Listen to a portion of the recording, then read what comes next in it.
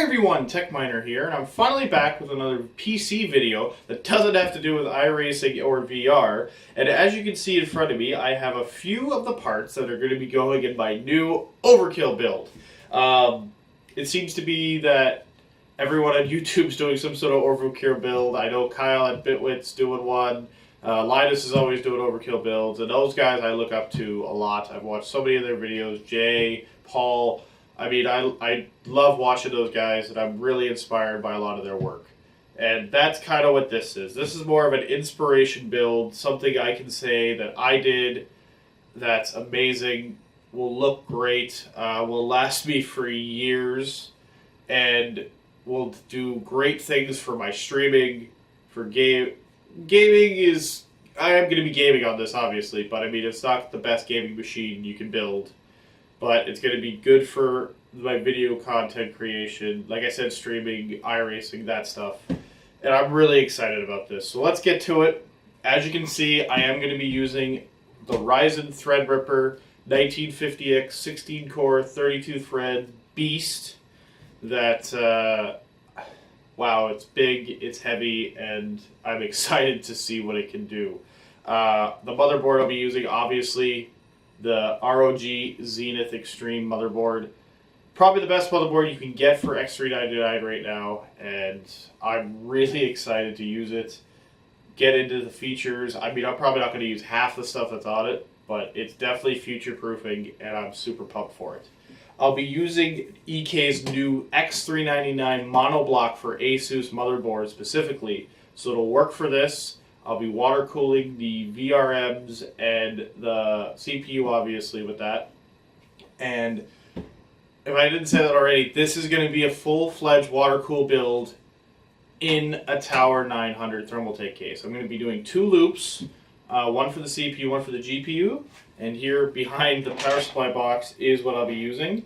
This is the Ekwb D5 RGB pump and res combo, with the extended reservoir tube, obviously.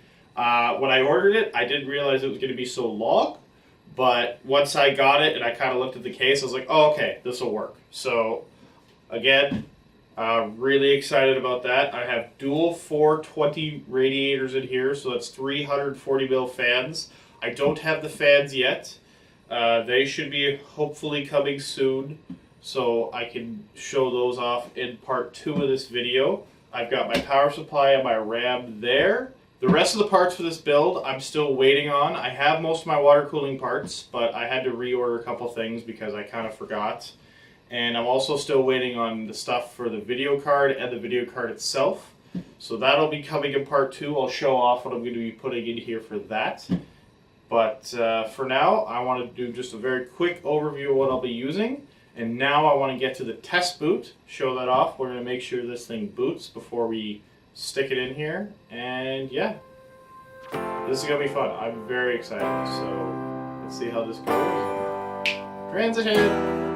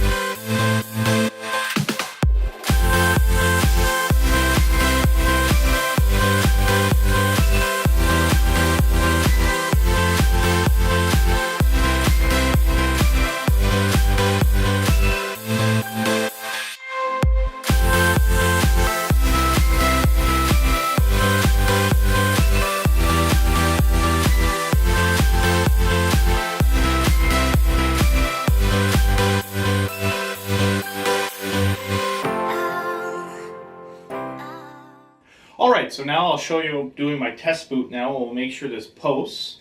Right now I'm just using an old XFX Radeon HD 6950 graphics card because there is no onboard video with Treadripper. And as you saw in my little montage, I am using G-Skill Trident Z memory. This is a 32 gig kit running at 3200 megahertz. When RAM does go down slightly, which may never happen at this point, I will get another 32 gig pack. But for right now, that is what I'll have. I'll also be using the Evga G2 1000 watt power supply, which, I mean, I've used Evga power supplies for the last 2 or 3 that I've used.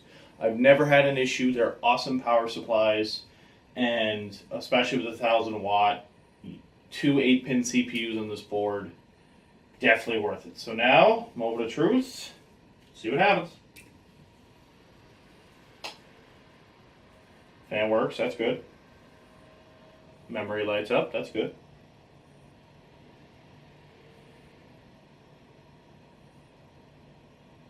Da-da-da-da. Should probably make sure the monitor is actually on. That might be an idea. Hey! We have a post! Again, I'll show you the monitor here. Able to see, yes, we have BIOS access. Yay. It is recognizing all of our memory. It says target CPU speed of 3100 megahertz, target DRAM 2133. Haven't activated the SMP profile, but as you can see right there, we are getting all 32 gigs of capacity on our RAM. As you can see here, all lights up nice and pretty, and then the Asus Aura RGB on the board. So, everything looks good, and there is that OLED screen on the front there doing its thing. So, telling us we're in the BIOS settings. So, that's that there. Okay, so now that we've got the test boot done, before we close out part 1 of this video, I say let's at least get the motherboard installed in the case and see what we got there. So let's do that.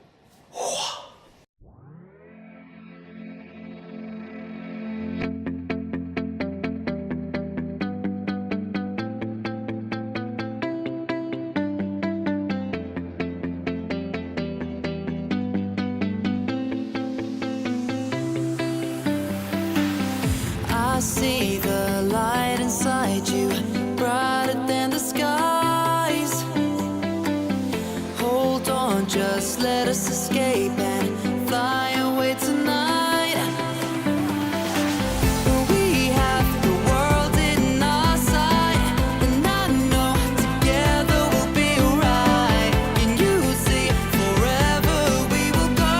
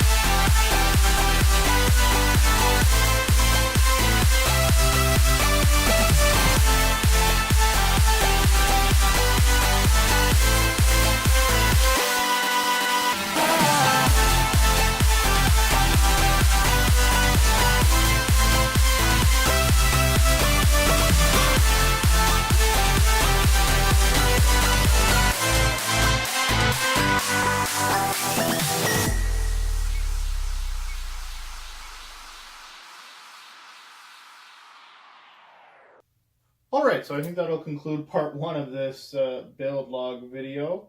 Hopefully I'll be getting the rest of the parts here shortly, and I'll be continuing on with it. May take a week or two with work and everything, but we'll see how it goes. As you can see, the motherboard is in. I got a couple fittings on the monoblock there just to have them there. Fit in perfectly, no issues. I will say that the built-in I/O shield, there is a bit of a gap up here that I'm not overly a fan of, but I mean, oh well, it doesn't, it's just an aesthetic thing really. It's not gonna hurt anything, but yeah, this is gonna be a very cool build. One thing I didn't really know before I bought the case was the side cables for the top and bottom. There's little slits up here in behind the radiator trays in the side, and that's really the only way you can route any cables up the side here. You'd have to go through these grommets and run them up this way otherwise. So that's kind of a pain. Definitely radiator installation is going to be happening last just because of the way I'm going to have to run all the cables. But we'll figure that out when we get to it. And in the meantime, I've been the Tech Miner. Subscribe, follow me on Twitter at tech_miner or Twitch at CanadaMaster for my streams and iRacing and whatnot. And yeah, hope you enjoyed the video. See you next time. Bye-bye.